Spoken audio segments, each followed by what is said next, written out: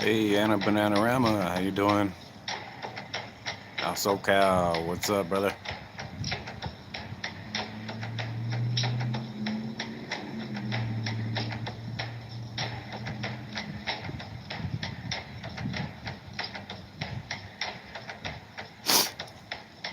Hey, what's up, Joko, Kansas Cop Watch?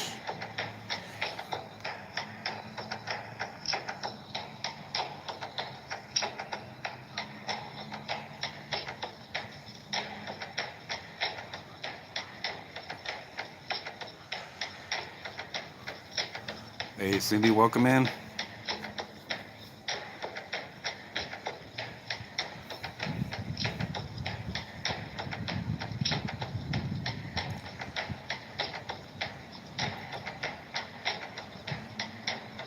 If y'all could hit that like button, I greatly appreciate it, folks.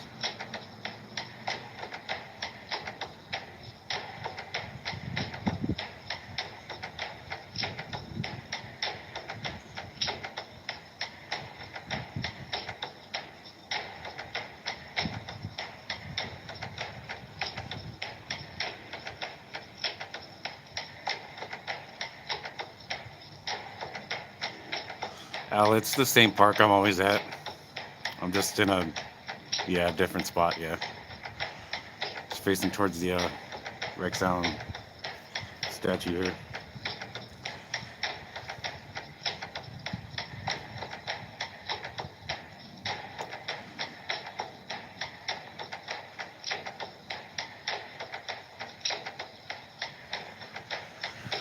Ooh, man, it is a bit cold out. Just to give you an idea.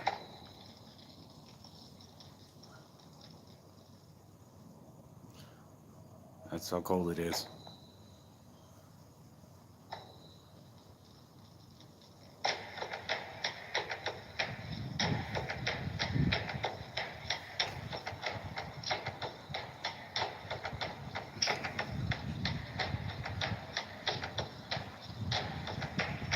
Okay.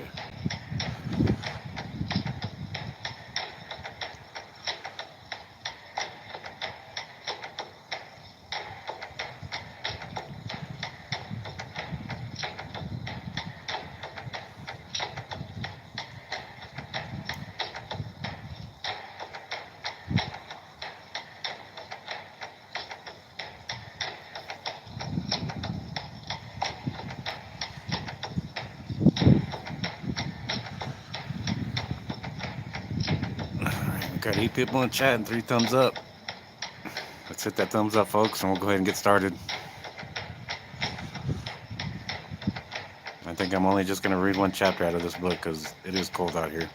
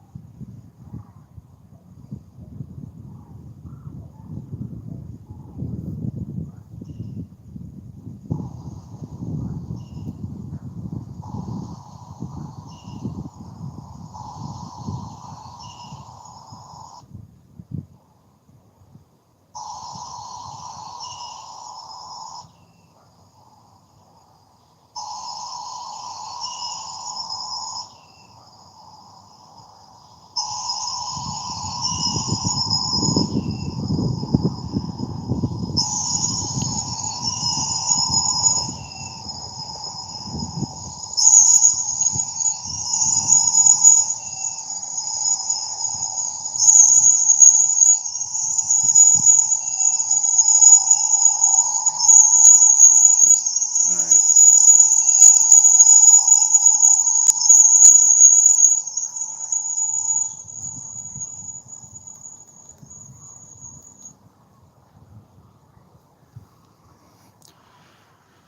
Hey, what's up, realist? Pose, what's up? All right, That's quite all right.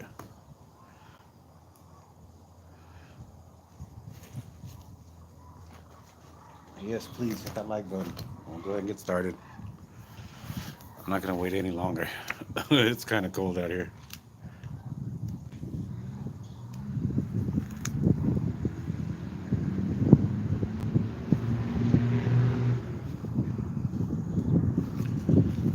All right, folks. We'll go ahead and get started on the code talkers here.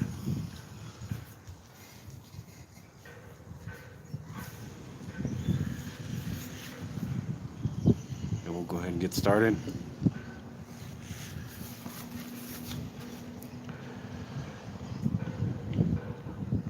This one's called The Secret Weapon, chapter 1. Every syllable of my message came through. Sometimes we had to crawl, had to run, had to lie partly submerged in a swamp or in a lagoon or in the dead heat, pinned under fire. But there was no problem. We transmitted our messages under any and all conditions, says a Navajo who was a member of one of the first units of Navajo code talkers and who became an instructor in the code both in camp and in the field. He continues, during their last dying efforts, the Japanese felt that if they could get just one more Marine could crawl over a certain line, they'd do it. You might say they went out of their heads. They were, shall we say, desperate and would do anything to prevent what the Marines finally came through with. They thought, if this is the last thing I can do for the Emperor to give my life, I'll do it. What's up, Cajun Randy? One night we held them down. If you so much as held up your head 6 inches, you were gone. The fire was so intense, and then in the wee hours, with no relief on our side or theirs, there was a dead standstill. Anything, any sound from anywhere called for fire. If there was any movement, the breaking of a little twig, maybe there would be 100 shots there. You just sat or lay there, gun cocked. It must have gotten so that this one Japanese couldn't take it anymore. He got up and yelled and screamed at the top of his voice and dashed over our trench, swinging a long samurai sword. I imagine he was shot from 25 to 40 times before he fell. Damn. There was a buddy with me in the trench. For 4 days we had no relief. Hardly anything to eat, but we had to stay on the line. I had a cord tied around my waist and to my buddy's hand. If I pulled the string and he pulled back there in the dark, I knew he was still alive. But that Japanese cut him across the throat, cleared through the cords on the back of his neck with that long sword. He was still gasping through his windpipe. When he exhaled, blood gushed, and the sound of his trying to breathe was horrible. He died without help, of course. When the Jap struck, warm blood splattered all over my hand that was holding a microphone. I was calling in code for help. They tell me that in spite of what happened, every syllable of my message came through. Such was the stamina of the men of the Navajo reservation who served as communicators in the Pacific area during World War II. Such as long before December 7th, 1941, when the Japanese made their massive attempt to destroy the American Navy at Pearl Harbor, the Navajos had heard about the war that was gaining frightening proportions across the Atlantic. Many asked their superintendents for the privilege of listening collectively by loudspeakers to radio reports about the progress of the conflict. They nicknamed Hitler Mustache Smeller and referred to Mussolini as Big Gourd Chin. The Japanese were called many names, among which were slant eyes and narrow eyes. On the 3rd of June 1940, the Navajo Tribal Council at Window Rock passed by unanimous vote the following resolution, signed by J.C. Morgan, chairman, and Howard Gorman, vice chairman. Hey, what's up, John? What's up, Luke? Warriors, the Navajo Tribal Council and the 50,000 people we represent cannot fail to recognize the crisis now facing the world and the threat of foreign invasion and the destruction of the great liberties and benefits which we enjoy on the reservation.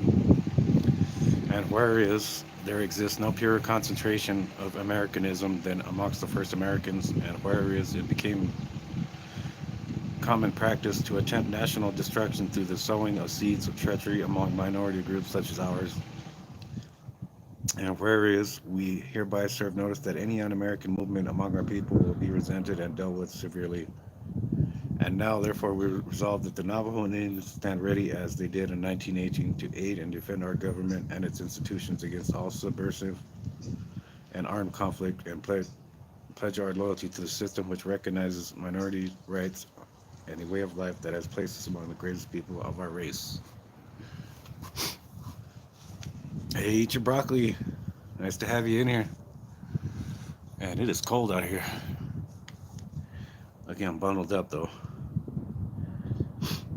Only a pitifully small ratio of the children of the tribe were in attendance at mission schools or government boarding schools.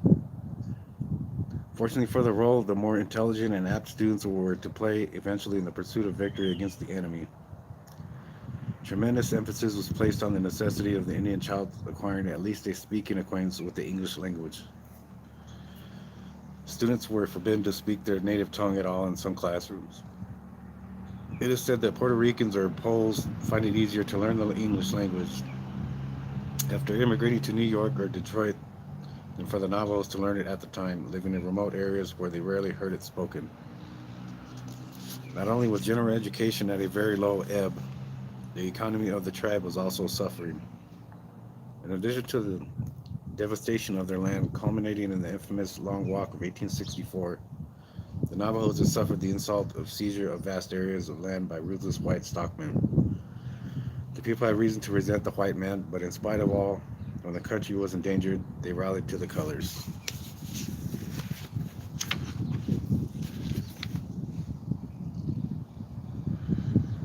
Hey, fun-loving couple. What up, what up, what up?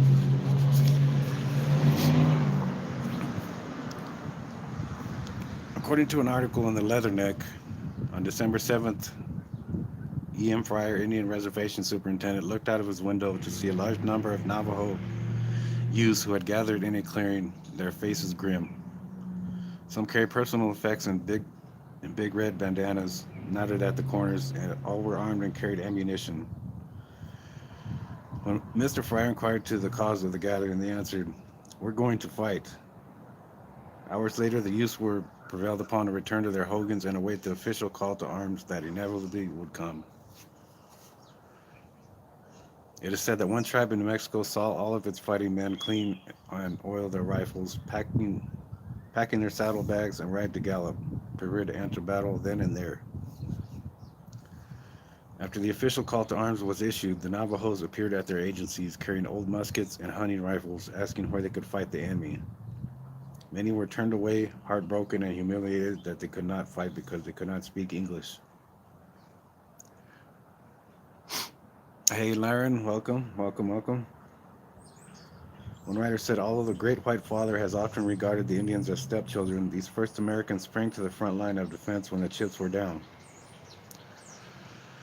Navajos were destined to fight in every theater of that far-flung war, from the Aleutian Islands to North Africa and the Normandy beaches in Sicily and Italy, and most of all in the Central and South Pacific.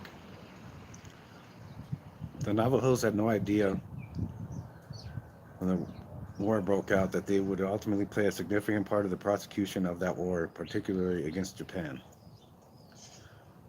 They could not know that they were to be selected to carry out a special mission that no other group could perform. Even when recruiters visited the boarding schools, calling out the young men with good minds and strong bodies, fit for a rugged, demanding life in the Marines, the Navajos did not know that they were indeed the chosen people. These young men were selected to become combat communication specialists, the first of a kind.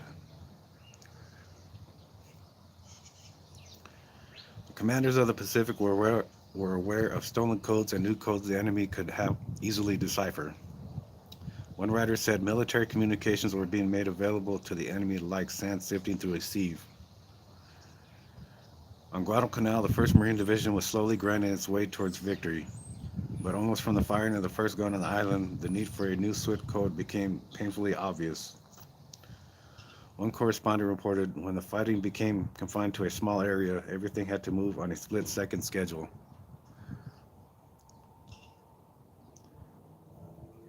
There was not time for enciphering and deciphering which ordinary code requires.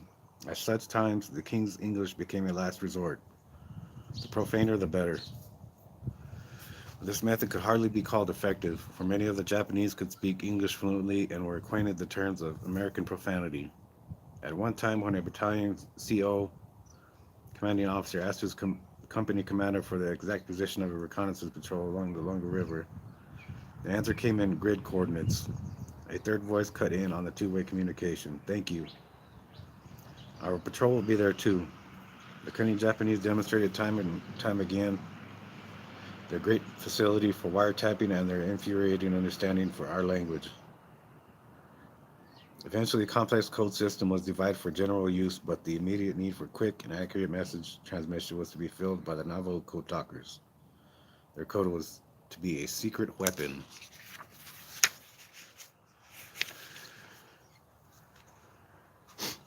I finished the first chapter.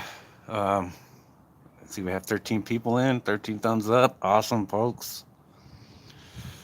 I can go on to the next chapter here if you guys are willing to stick with me for this one.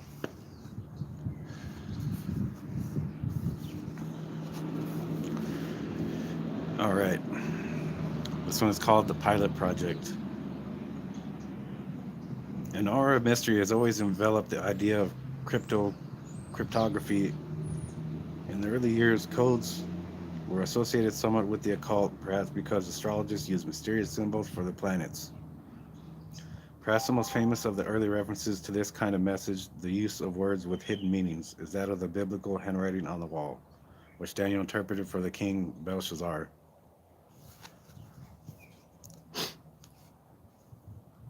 Um, if you guys want to share links, you guys can go ahead and share each other's links if you guys aren't connected to each other. And if somebody can throw my PayPal or my Cash App in there, that'd be greatly appreciated.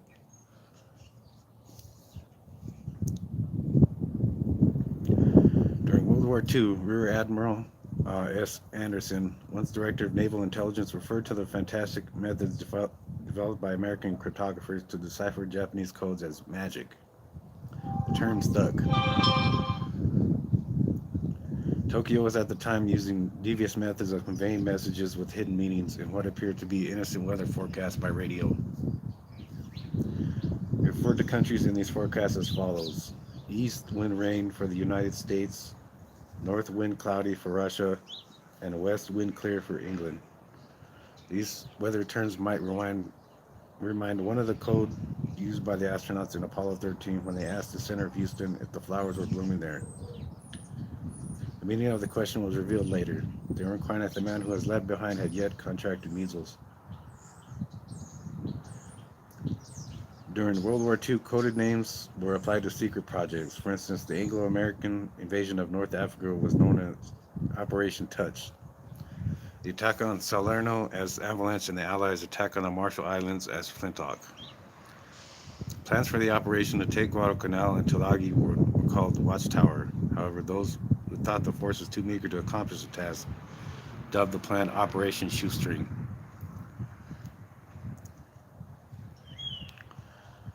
The method of using regional and ancient languages not used in everyday life has been tried with varying degrees of success. It is said that the Allies facetiously transmitted some fake messages in Yiddish on the Italian front during World War II. Any German who admitted that he was familiar with the language was in danger of being shipped out to a concentration camp. Actually, during World War II, Indians of many tribes spoke across enemy lines in Africa, Sicily, and South Pacific: Comanche, Creek, Choctaw, Menominee, Chippewa, and Hopi.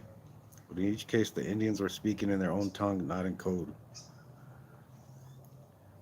Credit for the concept of the use of a code based on the Navajo language and the presentation of the idea to the Marines goes to a man named Philip Johnston, an engineer for the city of Los Angeles at the outbreak of the war. Mr. Johnston had spent the major part of his life on the reservation and spoke the language fluently. His life with the Navajos began when, at the age of 4, his Protestant missionary father, William Riley Johnston, and his mother, Margaret, took him to the reservation. During those early childhood years, he had only Indian children to play.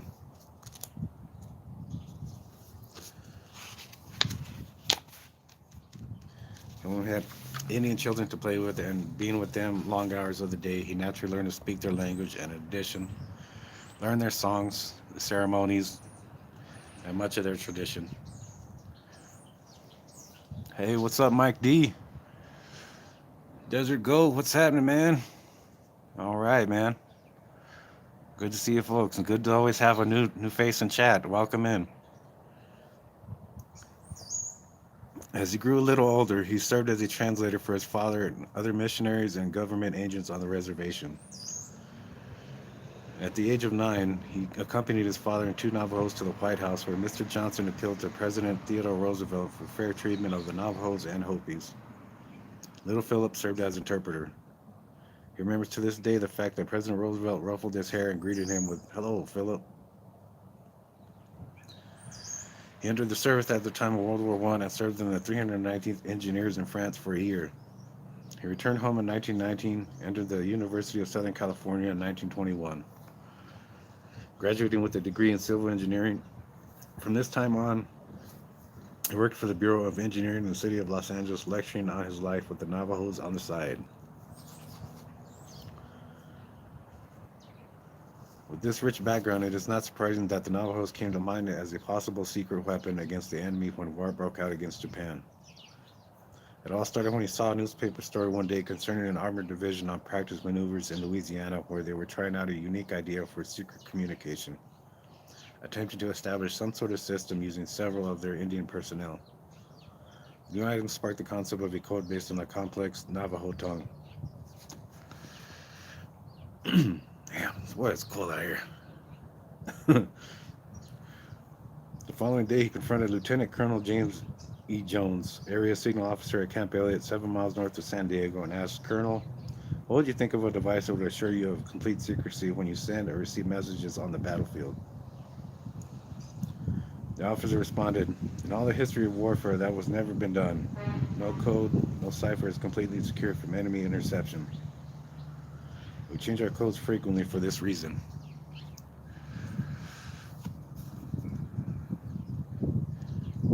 Hey, thanks for dropping in, 357. Mr. Johnson pursued the presentation of his ideas, suggesting that the kind of code he had in mind would be based on an Indian language, would also be used orally by radio or telephone, and would never be reduced to writing that might fall into enemy hands. The colonel reminded Mr. Johnson that such a plan had been tried during World War I by Canadian forces against the Germans. However, it had not worked because the Indians had no words in their vocabulary that were equivalents for military terms. He felt sure the idea would not be practical. To prove how bewildering the Navajo language can be to a non-Navajo, Mr. Johnson uttered a few phrases in the language he knew so well. The performance was persuasive enough for Colonel Jones to say, "Okay, Mr. Johnson, you may have something there. I'd like very much to see some of these Navajos." It was decided that a demonstration on his proposed code would be made for Marine officers who would evaluate the idea. The Navajo tongue is an extremely difficult language to master, and should a Navajo, particularly German or Japanese, learn to speak it, counterfeiting its sounds would be almost impossible. A language ideal as a basis for a crypto system of extremely high, if not impregnable, security. The words must be produced with a precision that is difficult for any adult to master, particularly because of the complexity of the verb forms of the language.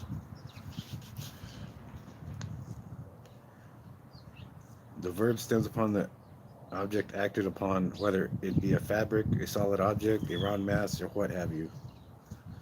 Having grown up with the Navajos, Philip Johnson had complete faith in their ability to come through on their difficult assignment, that of providing security on tactical radio nets and related systems. Since it had been proved in the Pacific that using secure codes of a cryptographic nature was at times cumbersome.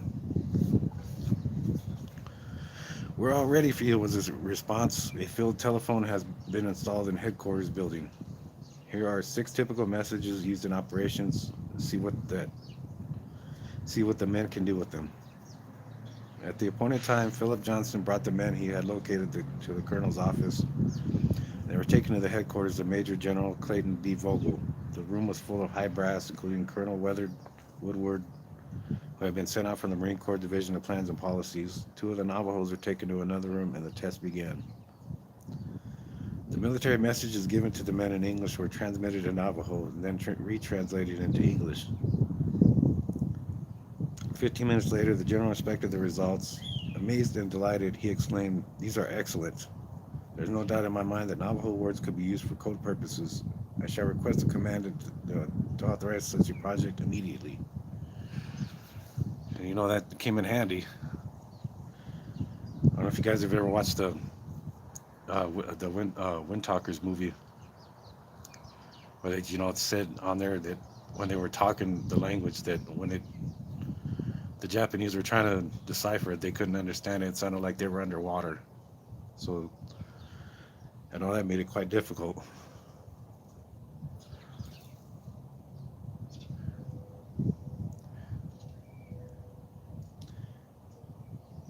In February 1942, Mr. Johnston, a meticulously thorough man, provided a document with Major General Vogel forwarded to the Commandant of the United States Marine Corps in March, along with a letter asking for the recruitment of Navajo Indians to be used as communicators. In this document, he presented a brief history of American Indians, a discussion of the various languages, and pointed out the particular complexity of the Navajo tongue.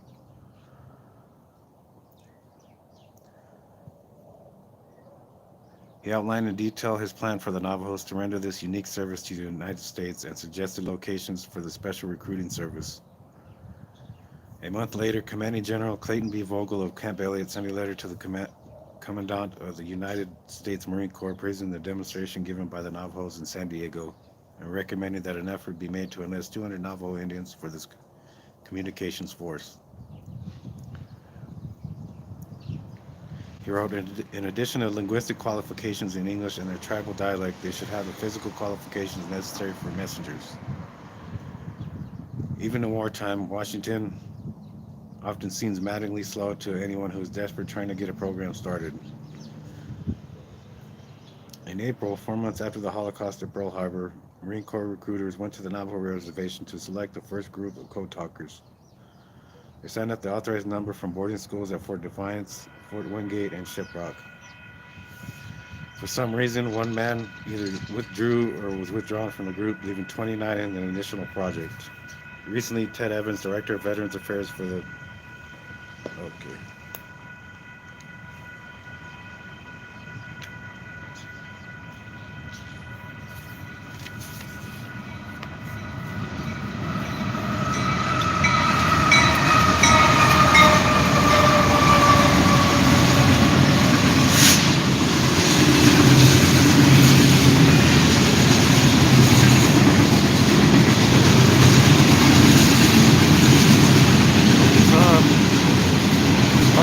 What's happening, man? Yeah, I'm just about done too. Why is it cold out here?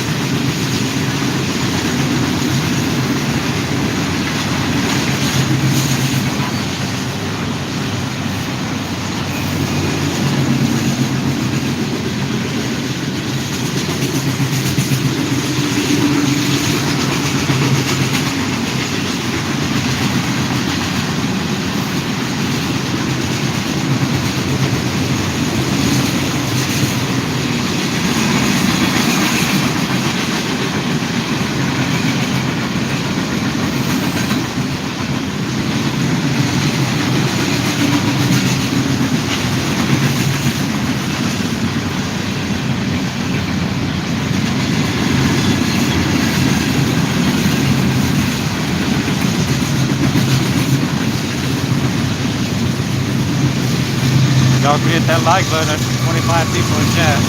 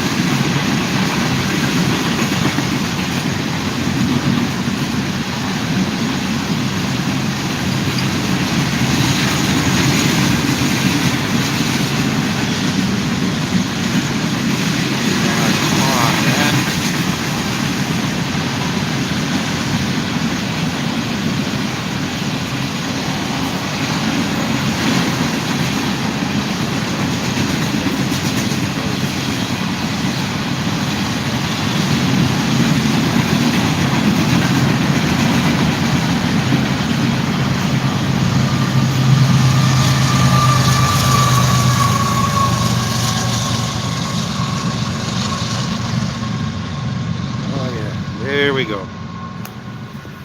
All right. Okay, 25 people in chat. Let's hit that like button. Let's get it up to 25, folks. And we'll go ahead and finish the rest of this chapter here. Recently, Ted Evans, director of Veterans Affairs for the Navajo Nation, said, I've always heard that there were supposed to be 30 Navajos in that first unit, and only 29 showed up. I think I am that 30th man. Some of the boys in that first group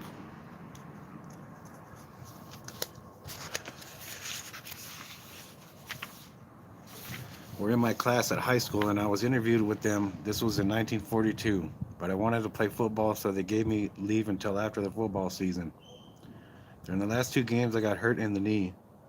That put me out, so I had to work as a civilian until 1944 when I was accepted by the Army. Organized as the 382nd Platoon, U.S. Marine Corps, the 29 men, including the following: Frank Pete, Wilsie Bitsy, Chester Nez, Eugene Crawford, John Brown, Cozy Brown, John Benally, William Yazzie, now known as Dean Wilson, Benjamin Cleveland, Nelson Thompson, Lloyd Oliver, Charlie Begay, William McCabe, Oscar Lithma, David Curley, Lowell Damon, Balmer Slow Talker, Alfred Leonard, Dale June, James Dixon, Roy Begay, James Manuelito, Harry Sosi, George Dennison, Carl Gorman, Samuel Begay, John C., Jack Nez, and John Willie. Ooh, man. Sun and Fun. Hey, how you doing? How you doing? And this is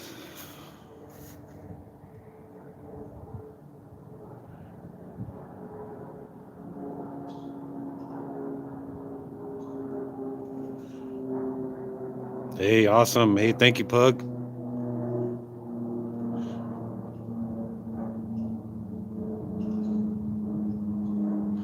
I really thank you guys all coming in here, man. All you new faces and all of my subscribers and everybody, man. You guys are super awesome. And I do have another upload that I had uploaded last night. If you folks can go over and check it out, I did a collab with you people, and we just caught one stop that they had the previous night they had pulled this gentleman over, and last night they pulled him over again at the Circle K. So if you folks can go by that video and check it out, and give a thumbs up and leave a comment, that would be greatly appreciated. Hey, No Blue Lines, welcome.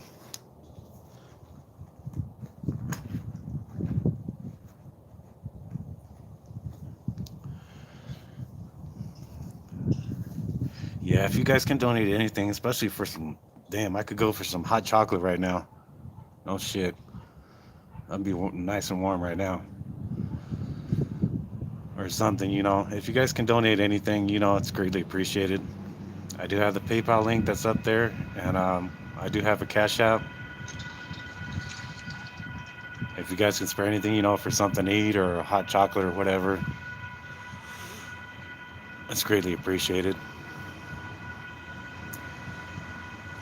Yeah, I'm kind of hungry right now, though, and kind of cold. But I do thank you guys for being here. I'm gonna go ahead and wait till after this train passes, and then I'm gonna go ahead and cut the stream. So.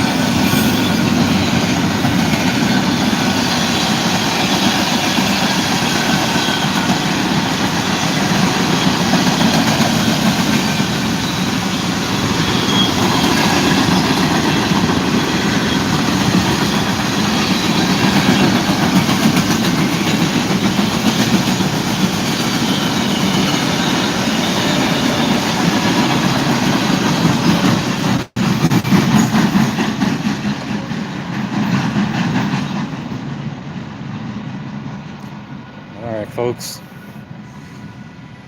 Do thank you for tuning in.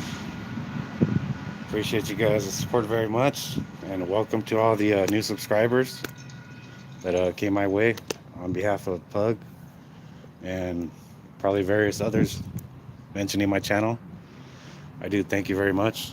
Hold on, I want to share this little picture with you. I don't know if you guys can see it, but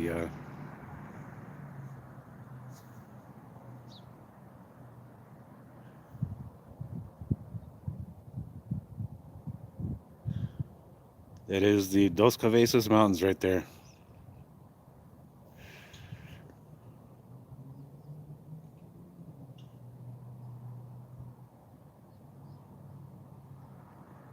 It looks like snow on there, but there isn't. But I just wanted to share that with you. I just seen it right now, so yeah.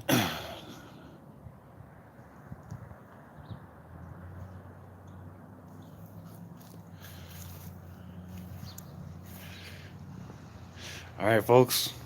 I appreciate y'all very much, and we'll catch you guys on the next one. Hopefully, next time it'll be warm out, or I can get that room at the library where it's warm. I won't have to be out here. Appreciate you guys. This is Jose G, the Lone Wolf of Arizona.